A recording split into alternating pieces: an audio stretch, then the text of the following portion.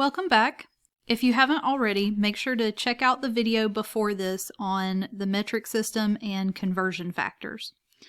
So we are picking up with converting units and looking at examples of how to use those conversion factors that we created in order to solve one-step or two-step dimensional analysis problems.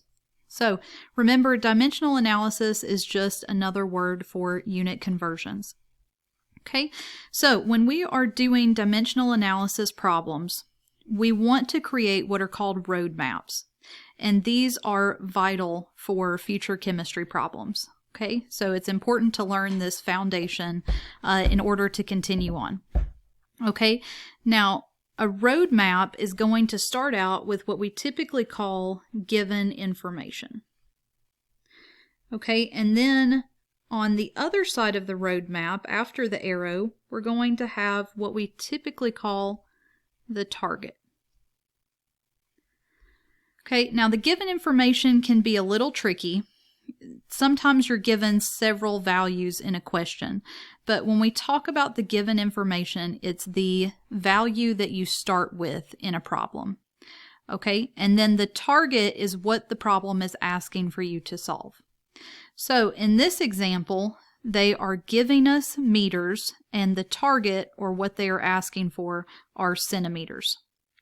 Okay, and then we're going to use the conversion factors, and we tend to put these underneath of the arrow, right? So we put an arrow in between, and then underneath we have our conversion factor.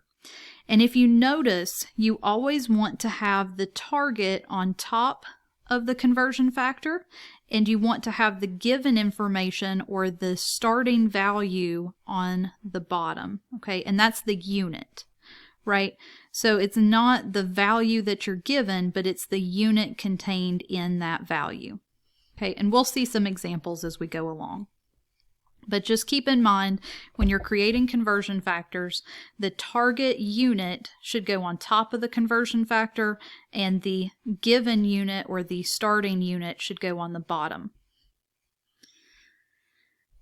Okay, so here is an example of a problem where we're given 4.7 liters, right? So the average volume of blood in an adult male is 4.7 liters. That's the only value that they give us in this question, so we are going to call that the given information. And then they are asking, what is the volume in gallons, right? So that is considered our target, or what they are asking for. So when you are solving dimensional analysis problems, the first step is to identify that given information and the target. Now the next step is to list any other known equalities or unit conversions that possibly are given in the question. Sometimes the equalities are expected that you know them, where you can pull them from a table in your textbook or from some test support resource. Okay. So if we look back at one of the previous conversion tables, you would find that 1 gallon is equal to 3.785 liters. Again, this isn't information that you have to memorize, but you do want to be able to pull up conversion factors or equalities from a table. Now, the next step is to prepare the roadmap. So remember, in a roadmap, we want to start with the given information. So the given information is that 4.7 liters.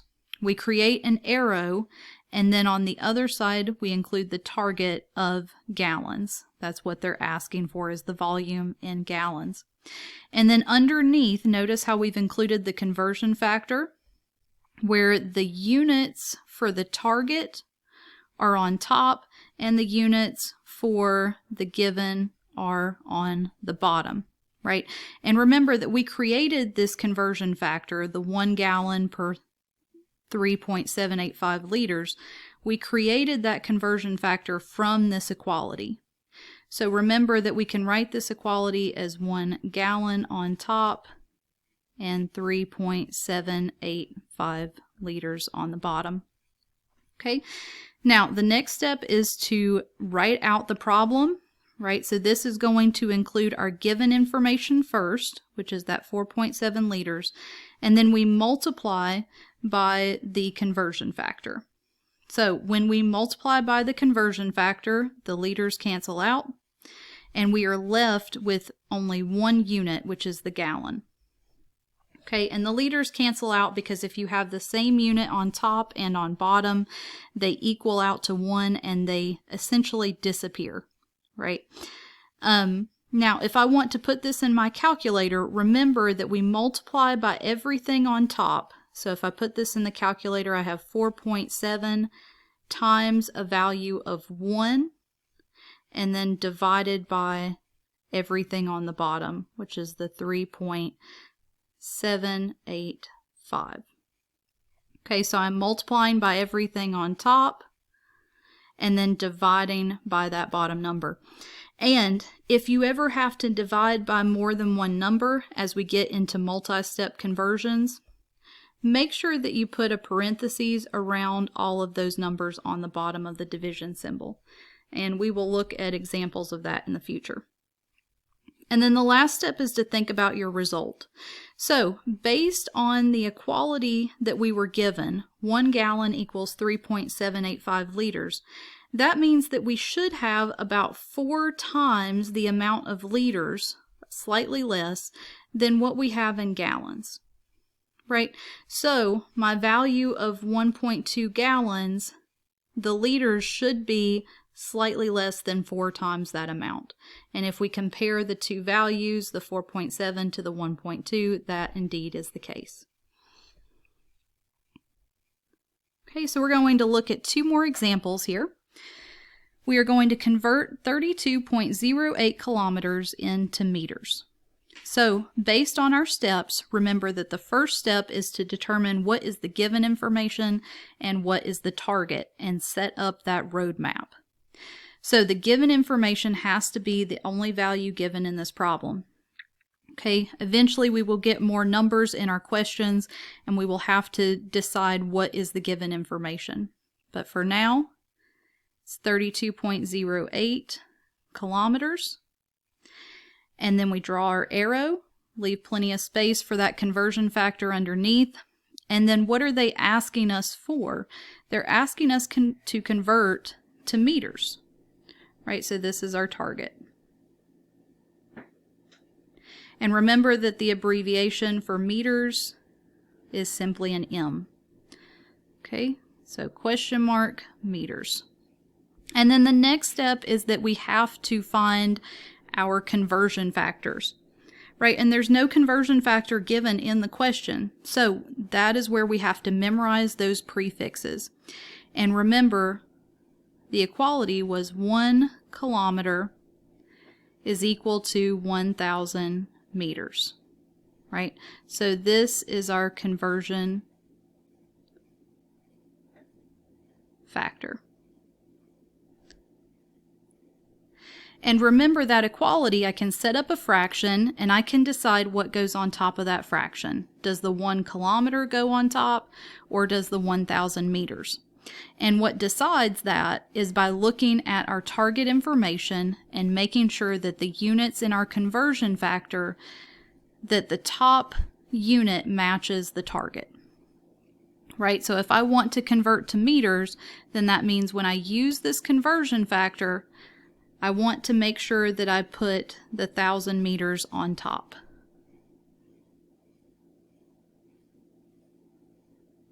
And that's again because I want the units in that conversion factor to match the target units. And then underneath is going to go the 1 kilometer. Okay, so now that I've set up my roadmap, it gets pretty easy from here.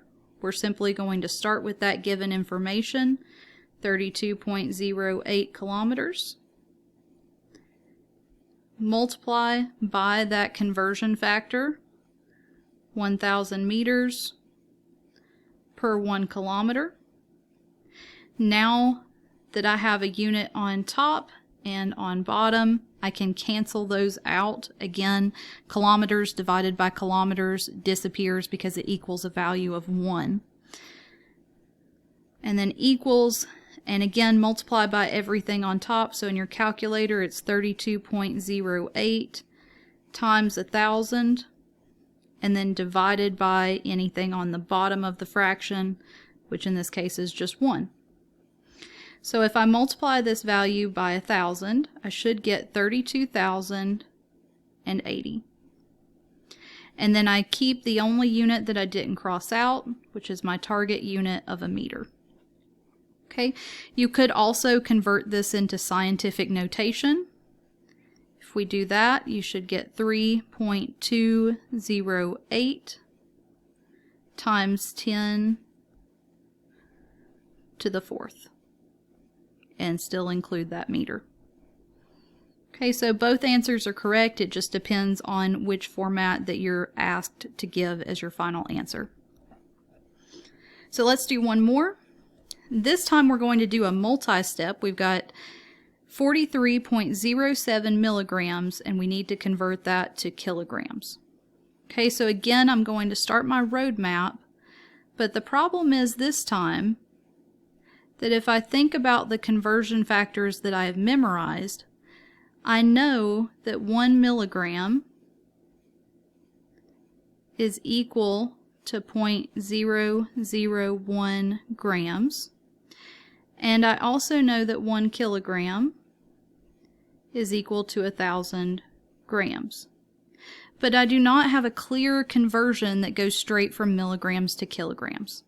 Okay, so what that means that I'm going to have to do is first take my milligrams and find out what is that in grams.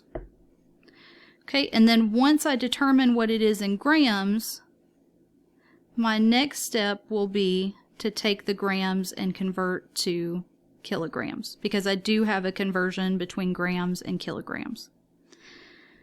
Okay, so let's take this one step at a time. Let's look at just how do I convert milligrams to grams, right? And that means that I'm going to need my first conversion factor. And I always want the target units on top of my conversion factor. So that means the 0.001 grams goes on top, and then the 1 milligram goes on the bottom. So let's go ahead and figure out what that is. I have 43.070 milligrams multiplied by 0.001 grams out of 1 milligram. Okay, the milligrams cancel. And if I multiply the two numbers on top, I should get 0.043070 grams. Okay, now that I have the amount in grams, I can start back with that value and say, okay, if I have this many grams, how many kilograms is that? And then that's when I want to use the second conversion factor. Okay, target unit goes on top, 1 kilogram on top, over 1,000 grams. Okay, and then the last step is to write this out. We're going to start with our amount in grams, 0.04307 grams times 1 kilogram over 1,000 grams. Grams cancel. And so if I divide this number by 1,000, it's going to continue to get smaller, where we should have 3 additional zeros, and then that 0.43070 kilograms. Okay, so a very small amount of kilograms.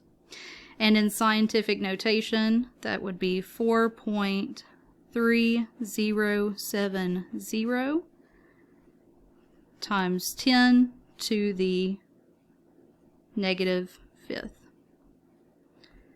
Okay, so we will keep practicing these two-step conversion units. Okay, but for now we will leave it here, and I'll see you in the next video.